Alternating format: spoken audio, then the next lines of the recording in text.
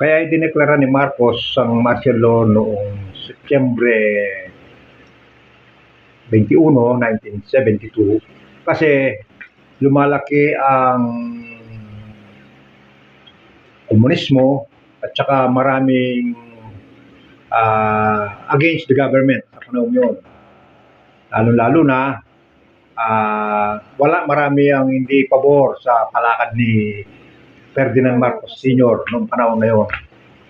Kaya marami ang nagaklas, karamihan mga manggagawa na hindi sumasangayon sa patakaran ng gobyerno, sa palakad ng gobyerno, na hindi sapat ang kinikita noong panahon na yun. Kasi lalo na yung nasa taong labas. Kaya dumami ang mga taong labas namuno sa pag-aklas noong panahon ng martial law laban kay Ferdinand Marcos Sr. Kaya si Marcos noong panahon yun,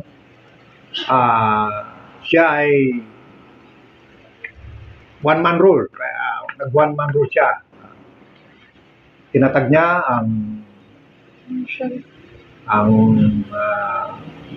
Kongreso. Inalis niya yung Senate. Tinatag niya yung Kongreso na siya lang ang gusto niya maging parlamento, na maging prime minister siya. Kaya lang, marami ang humadlang, ayaw, lalo na si Ninoy Aquino. Si Ninoy Aquino ang pangunahing personahe na kumokontra kay Marcos noong panahon yun. Kasi siya lang ang ano bang tawag doon, yung against the government, si panahon na yun, si Benigno Aquino. Kaya ang nangyari, pinadampot niya si Ninoy Aquino sa ilalim ng martial law. Pinakulong siya sa Fort Bonifacio. Tapos, lahat ng mga kasama niya, lalo na si Osmeña, kasama rin na nakulong. Kaya nung panahon na yun, lahat ng mga kumokontra kay Marcos, pinakulong niya. Para siya na lang ang bali mamuno na wala nang pukontra sa kanya. Kaya, ayun, ang nangyari,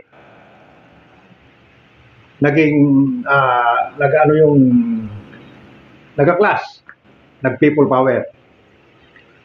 Kaya yun, humingi ng snap election ng tao sa pamamagitan ni Cory Aquino, asawa ni Benigno Aquino. Silang namuno sa snap election. Sa election naman na yun, hindi mapatunayan na nanalo si Marcos. Ang sabi niya nanalo, pero sa ng mga tao, kaya naging nagka-people power dahil hindi sila sang-ayon sa resulta ng eleksyon. Kaya nung panahon na February 1983, yun, nagka-people power nga hanggang sa EDSA Revolution. Yun, nag-umpisa yung revolusyon nung panahon na yun.